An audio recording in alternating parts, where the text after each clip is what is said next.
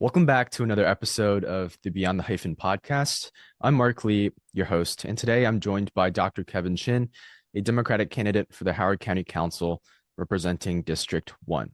Dr. Chin is an emergency room doctor whose professional work has placed him at the crossroads of public health and the intersection with public service. Recently, his campaign has drawn attention, garnered several key endorsements, and is showing the uniqueness of the blend of public health and public policy. Among others, in this conversation, we'll discuss what meaningful accountability looks like at the county level, particularly how local government decisions shape our everyday lives for Howard County families, educators, and young people. Dr. Chin, thank you so much for joining us. Yeah, thank you so much, Mark. I've listened to almost every episode of your podcast. I'm beyond impressed by what you've been able to do as a junior in high school. So thanks for the opportunity. And just call me Kevin. I'm not in the hospital right now. I was last night. Awesome.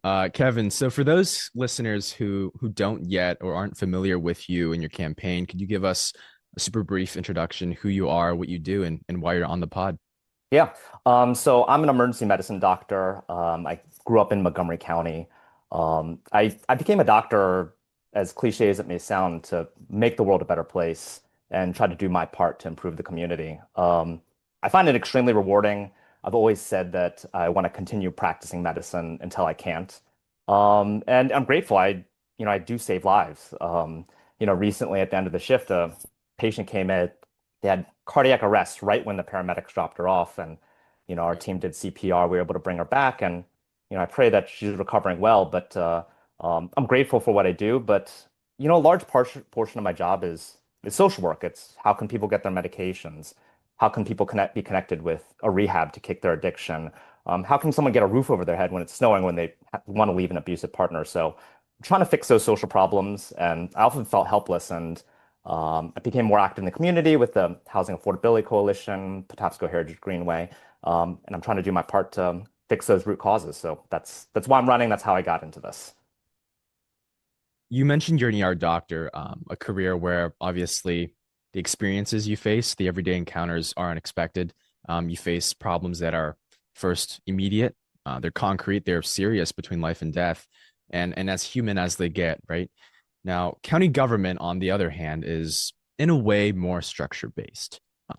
I want to know what convinced you that this is the lever where you can make the most meaningful difference right now. So I got involved with housing advocacy. That was probably my first step into, local community politics and activism. And I asked a simple question. It's just, why do we have so many homeless people? I think it's a few hundred homeless students in Howard County public school system. Why can't people afford their medications? Why are people so burdened? Why is there this affordability crisis? And the root cause of what I see is housing issues. It's housing affordability issues. And I donate a lot of money and I support a lot of great organizations in Howard County, Bridges to Housing Stability, and Baltimore City, Healthcare for the Homeless. And what I was seeing though is that a lot of the impediments to building the affordable housing that we need came down to local government issues. So I wanted to do my part to try to fix those problems, and that's how I got here. It's awesome. It's a great reason to get started. Howard County is a great place for residents, for new families in particular. We've had a great legacy, I think, in terms of making sure that people are set up for success early in their lives. You were recently endorsed by the Howard County Education Association, right? Which Yeah. is a pretty big, significant showing, I think, of support made by educators around the county. Can you break down what that means to you and how you move forward, knowing that you have their support? Yeah, it means an enormous amount. I'm deeply honored. My wife and I, and we have a 10-month-old son, we moved here to Howard County like many people because of the school system. And the school system, this is not my own quote, but it's the crown jewel of Howard County. And to me, to have the support of the educators just, means so much. Um, yeah, so I did the questionnaires and spoke with the teachers, and I have a lot of friends who are teachers too. And just talking to people who have the boots on the ground, who aren't necessarily high-level administrators, who know what the problems children face, the students face every day. That resonated with people on the nominating committee, and yeah, I'm just really extremely proud of that. I'm curious when you talk with these educators and you talk with these even administrators in school, what's it like? What's that conversation? How does that conversation go? What questions do you want to get answered? Um, so I consider myself an intensely curious person. And one of my favorite questions to ask in any field is to be like, okay, if you were the one in power, if you were the one making all the decisions, what would you do differently? So this comes down to, for teachers, a lot of the issues that they were bringing up to me is, hey, I'm spending a lot of my time not actually teaching. One of my friends, Kelly Kleinfelter Lee, she was talking about how she had to spend her grading period sitting in front of the bathroom in order to make sure that there, wasn't discipline issues. And, so we need to support our teachers and letting them do what they do best is to teach and educate our students. So that's just, one issue that I brought up and something that I heard about on the operating budget review committee as well, about the need for support staff, para educators, so that, teachers can focus on what they do best.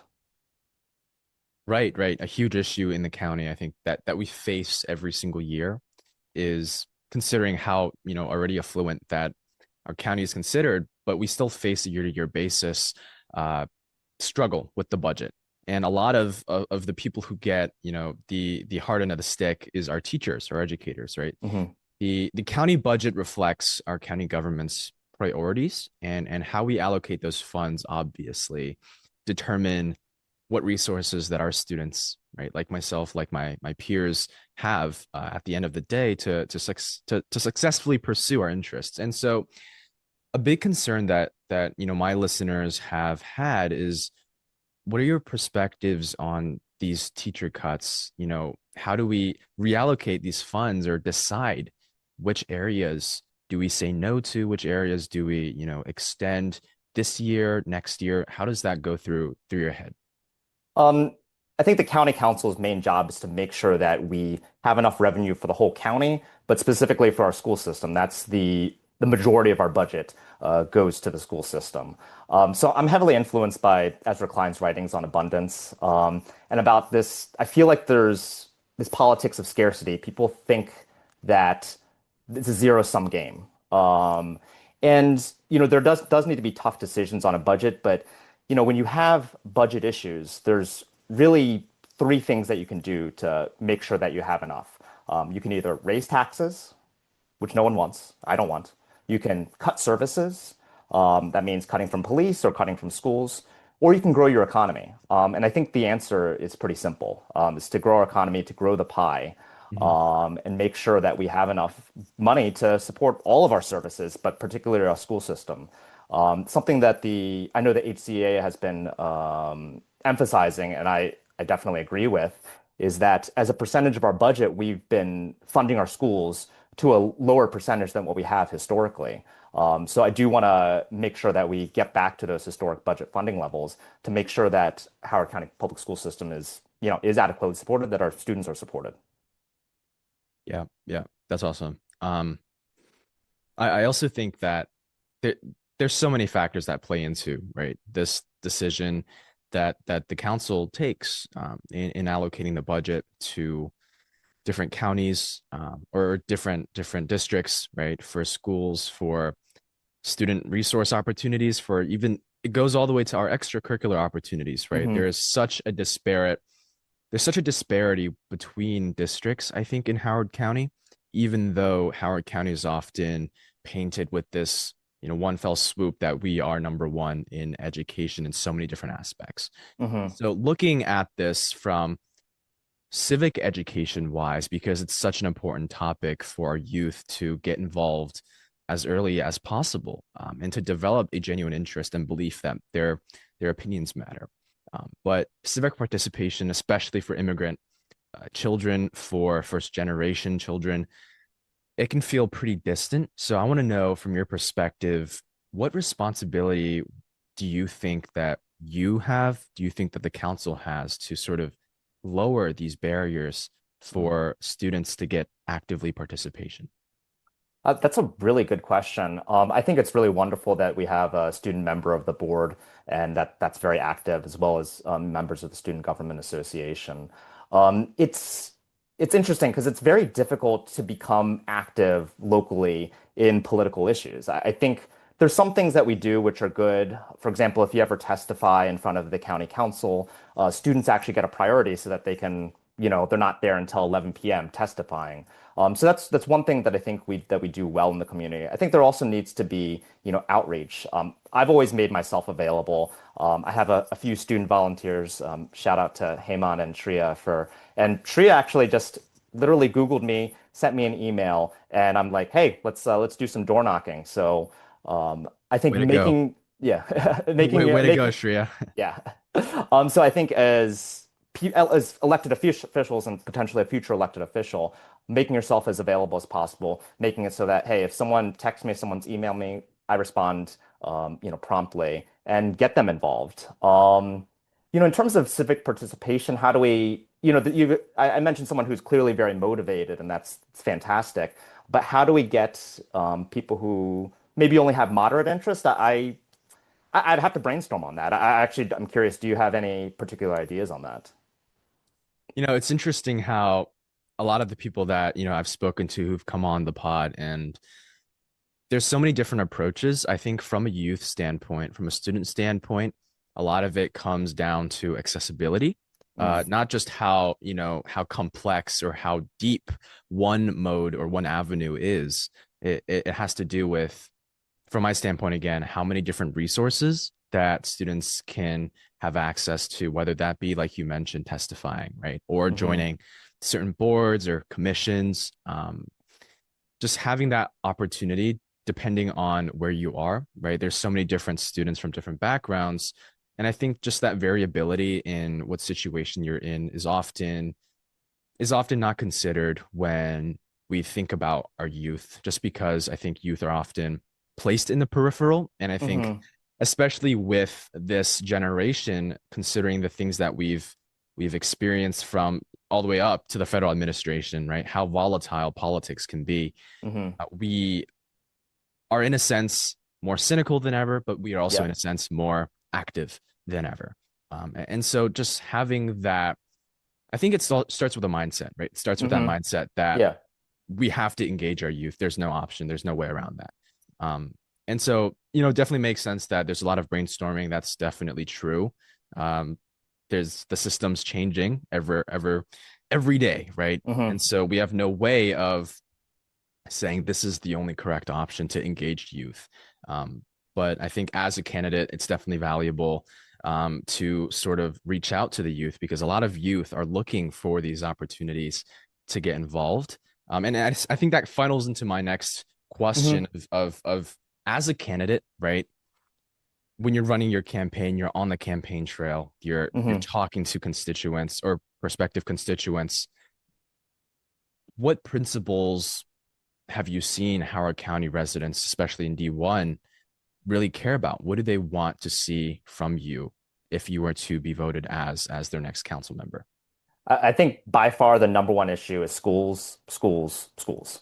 Um, I remember so I've done a lot of door knocking. I think over 3,500 doors now.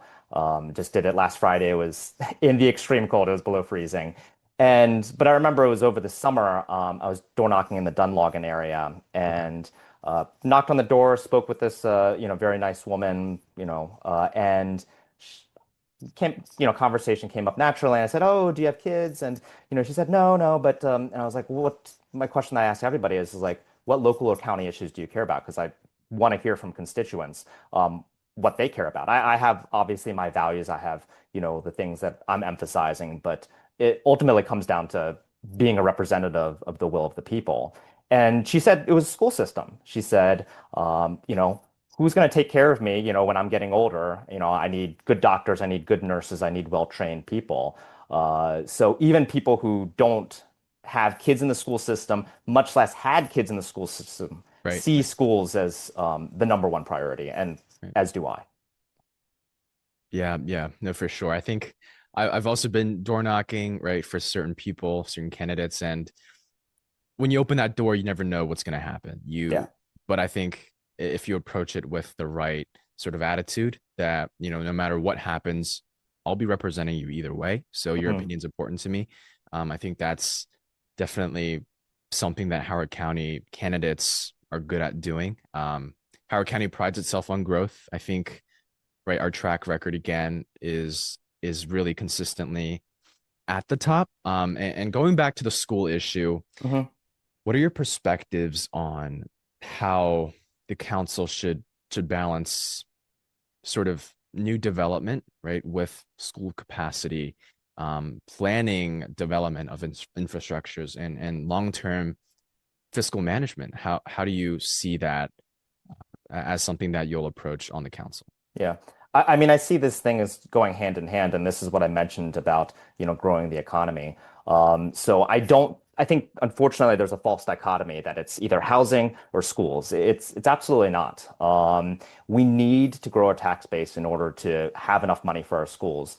And I think we need to do that in a smart way. So I think I don't know if you're familiar with the general plan a couple of years ago, HOCO by Mhm. design. They really outlined, how we're going to grow as a county. And that talk about certain activity centers. They talked about, where we're focusing those areas of growth. And we need to obviously balance that with school infrastructure, with environmental issues. And something that's really fascinating, and I think that unfortunately doesn't get enough, isn't talked about enough in local issues, is that there's something called the pupil yield analysis. And it was talking about how many students come from different homes. So that means your single family detached homes with a yard, the townhomes, the high-rise, apartment buildings. And when you look at it fiscally, the just from a purely financial perspective, there is nothing better than the DINK, the dual income, no kids. And I'm in, kind of in that transition period where I have a lot of friends in their 20s who are just, having fun, going out.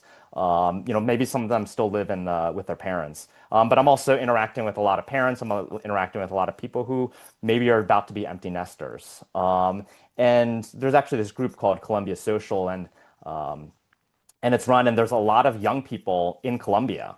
Actually, downtown Columbia, the rent is more expensive there than in Navy Yard. So brand new apartments in Navy Yard in Washington, D.C. So there's an enormously high demand. And we need to have homes for people who want to move here, want to contribute to our society, and contribute to our tax base. And, those types of people are if you want to think of students as a burden, I don't, but if you want to think about it fiscally like that, they're very, very few students and they're generating enormous amount of income tax and property tax.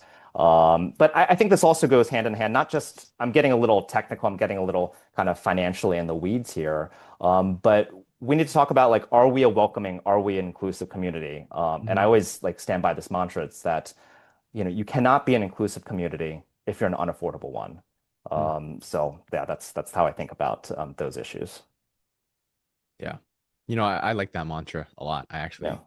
I think it applies pretty accurately um, to how citizens feel often excluded, right, from their communities.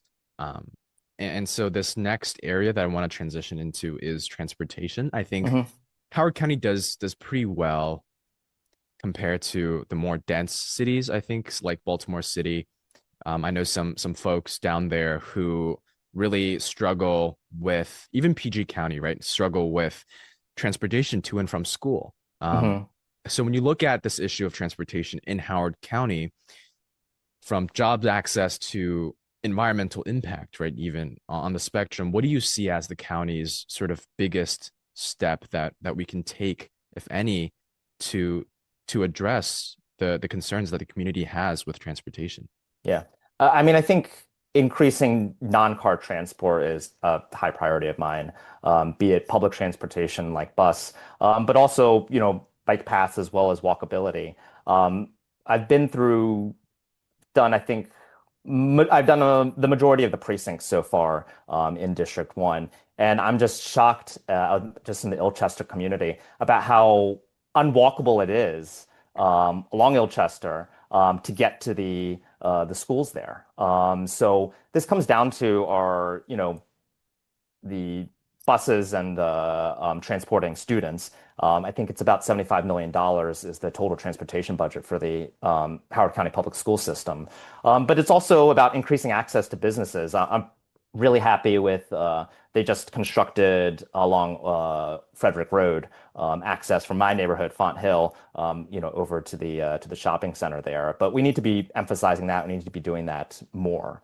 So I think in terms of public transportation with buses, so I, I think I would definitely want to talk with like Department of Transportation about this, but something that I think should be emphasized more is about are we transporting more people? So about making sure that lines that are actually have the highest number of people are regular and reliable. So I think we should be emphasizing that, moving the most number of people, and that, the greatest benefit for the greatest good. Right. Right. And a lot of this, I think, funnels also into issues like public safety, right? Public safety is an issue that I think goes hand in hand with transportation. How reliable is the transportation, right? Hmm. How safe can we make these modes of transportation for people who don't have personal cars, who don't have bikes? And I think it also goes into like you're an ER doctor, right? You know the importance of having these systems set up to combat emergencies, to instill trust into the community where they can rely on public resources. Right? Hmm. I think we produce public resources, but you know, do the citizens trust those resources? That's another issue.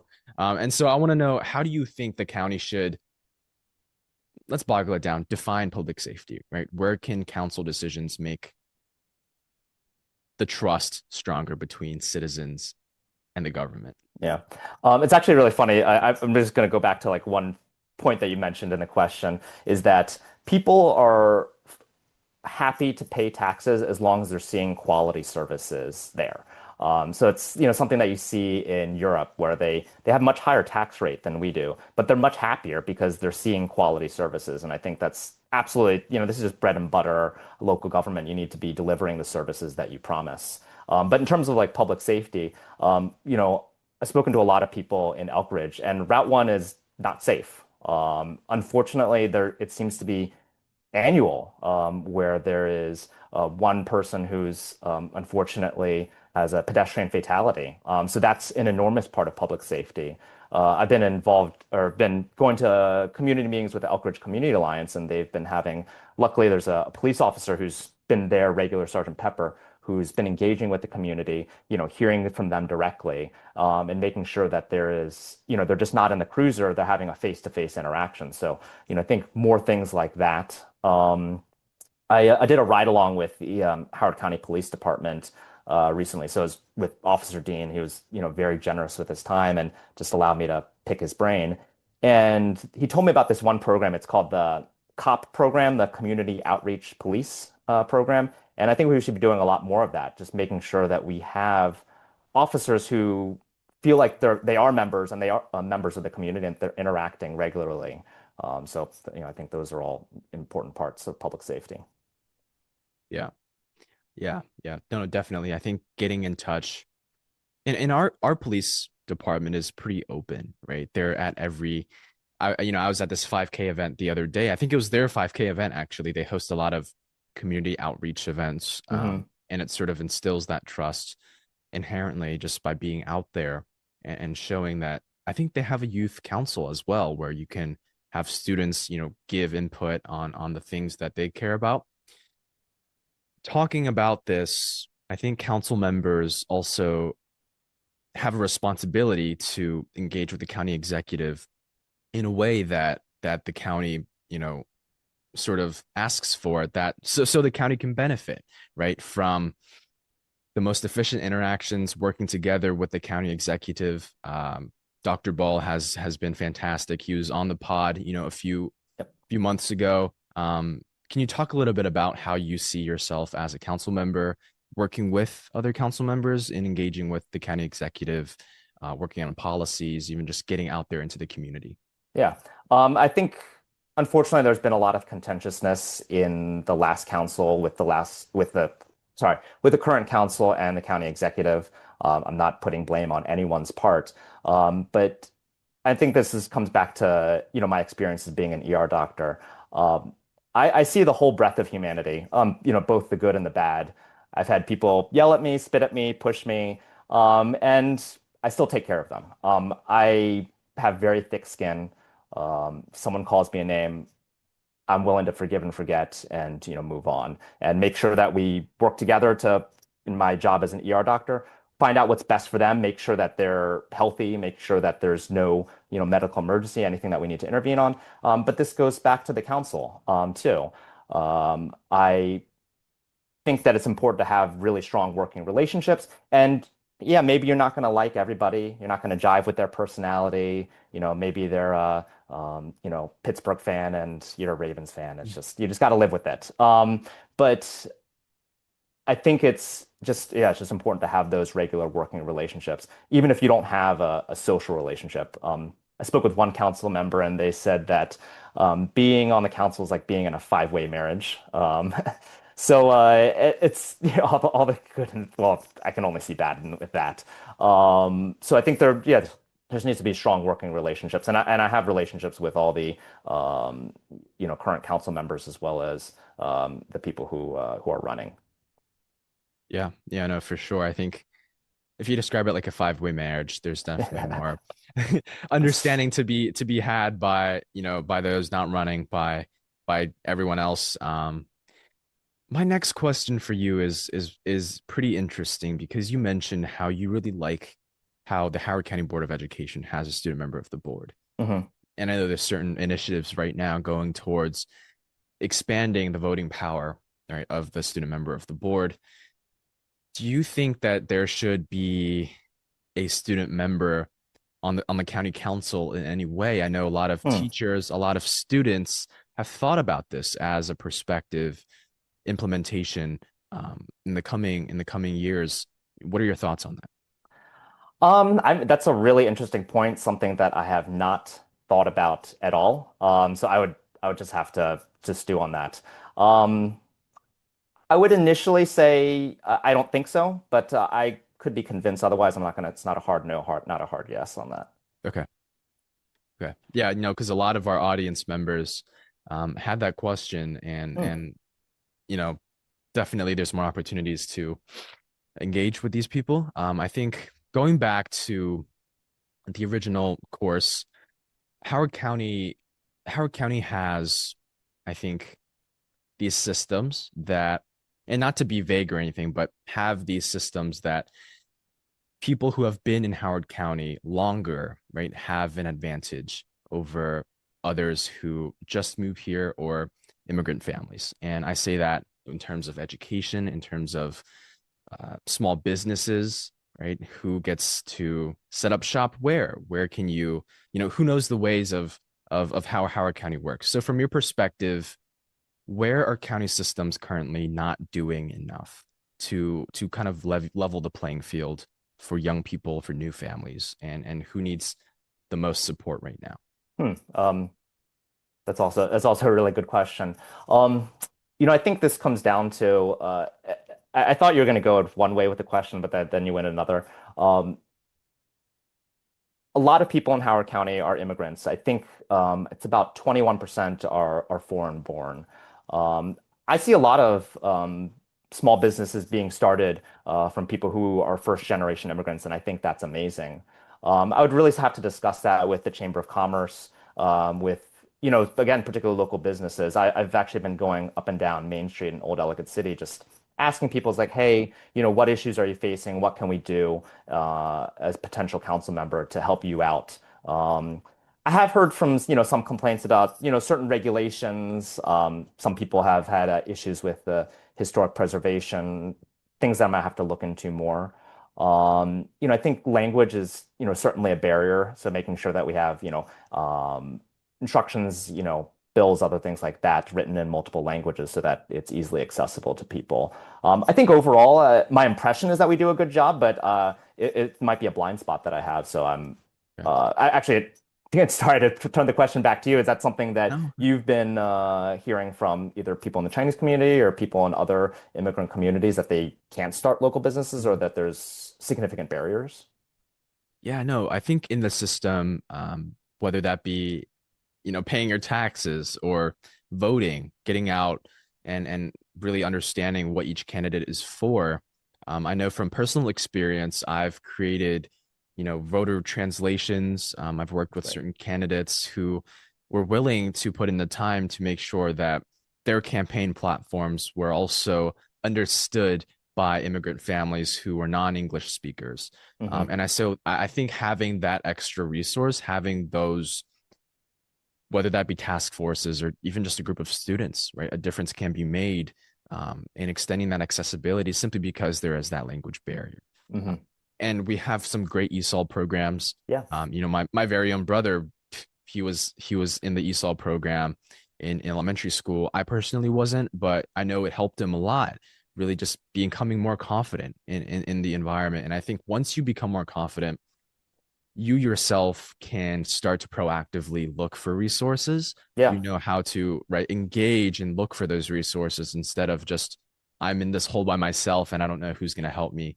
So if you have that ability to reach out and to proactively sort of usher these people into the goings of Howard County, it'll be super helpful.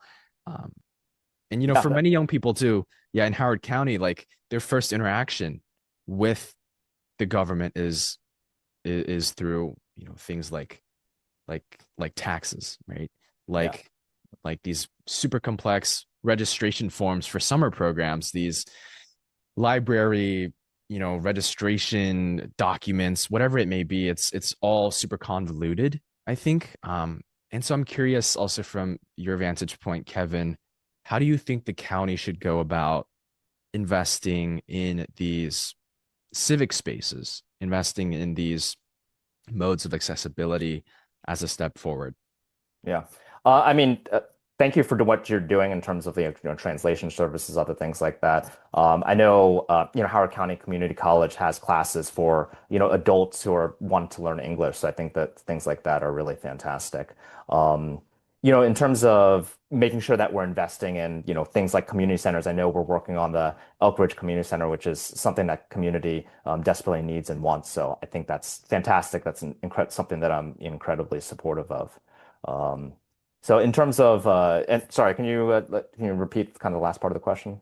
I think the bulk of that question was just, is Howard County doing enough in investing in infrastructure that extends accessibility um, towards immigrant families, towards the people who aren't middle aged, Hmm. middle career, earning six figures plus Yeah, people.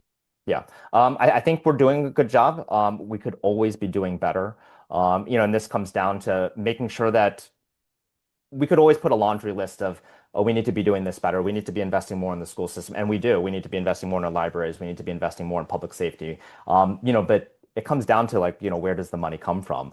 And this is why I'm, so big about growing our economy, growing our small businesses, growing our tax base so that we can fund all the things that we want to fund, all the amazing things. I'm a Democrat, and I think kind of the basis of being a Democrat is, do you think and do you want government to be a force for good? And I absolutely do. I think that I believe in government. I believe that it can be a powerful tool when we all work together collectively to make our community better, to make the world a better place. And I think that's kind of the fundamental difference probably between Republicans. It's that Reagan line of the five worst words in the English language is like, I'm the government and I'm here to help. And I completely disagree with that. So in terms of making sure that we do have enough services, to me as a county council member, it's making sure Right. that we have enough revenue to be able to do all the things that amazing things that we want to do and we should do and we can do. Yeah. Going on a less serious note, I'm curious. You're an ER doctor. How many years have you been an ER doctor for? So I graduated medical school in 2014 Okay. and residency in 2017. Okay. Have there been any just completely unexpected experiences that you still like remember to this day and you're like, okay, I am a doctor now? Like, yeah.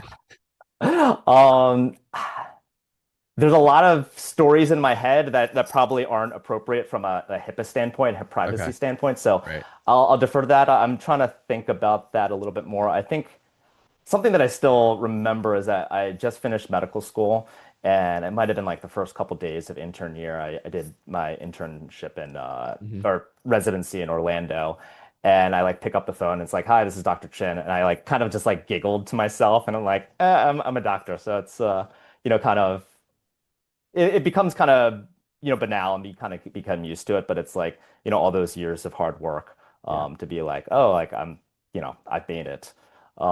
I also just love what I do in the ER. It's always something new, and something that like one of the reasons why I became an ER doctor is because of a role called EMTALA. Are you familiar with that? Or Uh, Say it again.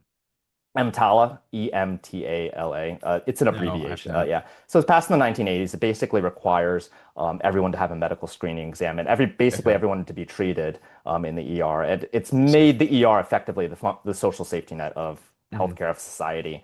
And I think that's a good thing. I really relish that. I love that I take care of everybody from the hospital executives, CEO, to the unhoused person who's, addicted to opioids. Just the full, breadth of humanity, like I said earlier.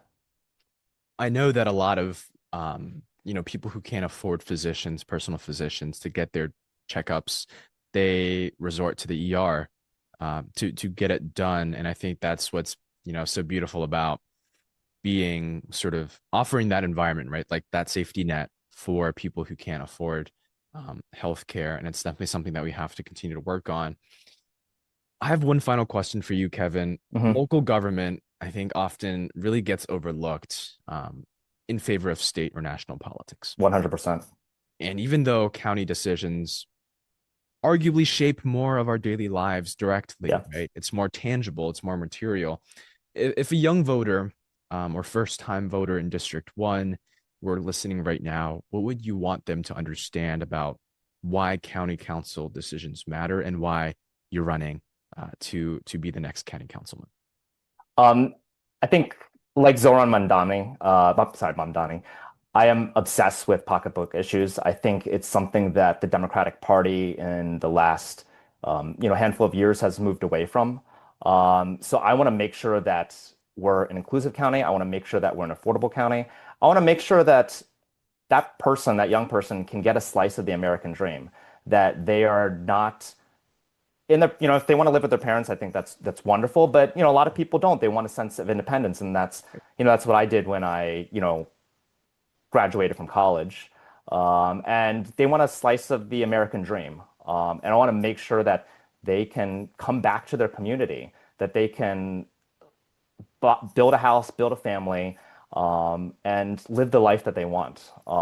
And I always have my politic or my campaign or why I'm doing this, thinking from that standpoint and then working backwards. Is like, how do we get there? Mhm. It's more about the outcome. It's less about the procedure there. And that's something that I think I see as an ER doctor. I'm always extremely outcomes based. Is like, how is this going to change my management? How is this going to affect the patient? How is this going to, help or hurt the patient? And I work backwards from there. So that's how I'm going to see policy. That's how I'm going to act as a county council member.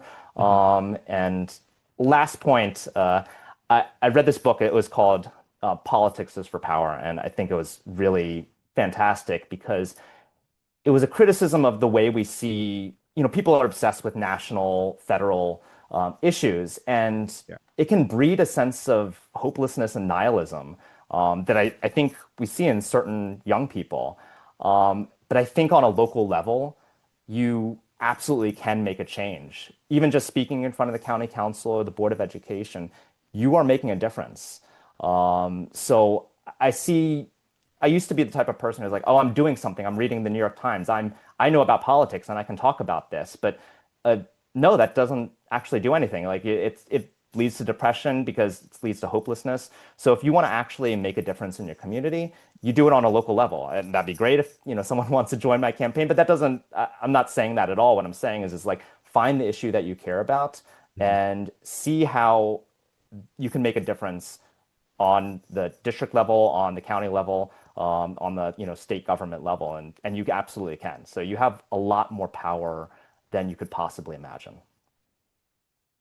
I apologize, Kevin. That I lied. That was not my last That's question. perfectly fine. Something, I realized that in our county, a very rampant issue is that Asian Americans don't run for public office nearly as much as other, races or ethnicities do. And for what it's worth, right, that idea deals with representation in our government. Being a AAPI candidate running for office in Howard County, I know you've had mentors of the AAPI community who are already in elected office.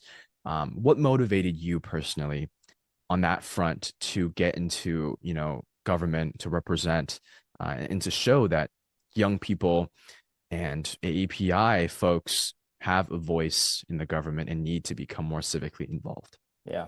Yeah, so you mentioned, yeah, I'm extremely honored to be also endorsed by Delegate Chow Wu and State Senator Clarence Lam, who've been incredibly supportive. We're about 21, Asian API is about 21% of the county population, and there has never been a county council member who is part of the AAPI community. Um, Something that I see as boiling up in the MAGA and the Republican Party is something that JD Vance said, where he had this narrative saying it's like, oh, you're only American if you can trace back to the Civil War and you have a certain number of ancestors here. It's this kind of concept of blood and soil. And I think that's the epitome of anti-American. We are a nation, we are a country, we are a county of immigrants. And if you believe in the ideals of America, if you believe in the ideals of Howard County, that we're a welcoming, inclusive county, then that representation matters. If we're going to be truly part of the community, then that needs to be on all levels, on local businesses, small businesses, represented in the school system, represented in county, local, state government. So that's one of my big motivating factors about what I see, what I want to fight against in what I see in the opposite party, and what I would fight for, this ideal of us being a welcoming immigrant community. Yeah. For all our AAPI listeners, students out there, your voice matters just as much. Your unique, story is extremely valuable. So definitely go out, flaunt your identity, be proud of who you are, and maybe run for office like Dr. Chin. So Kevin, thank you so much for taking the time to join us and for engaging in this thoughtful discussion. It's been, it's from my side, it was fruitful. I learned a lot about your perspectives on the county council, what you're looking forward to achieve, looking at the local decisions that can be made to shape daily life for the better. And I just appreciate your willingness to join us tonight. Okay, thank you so much, Mark. I really appreciate your time.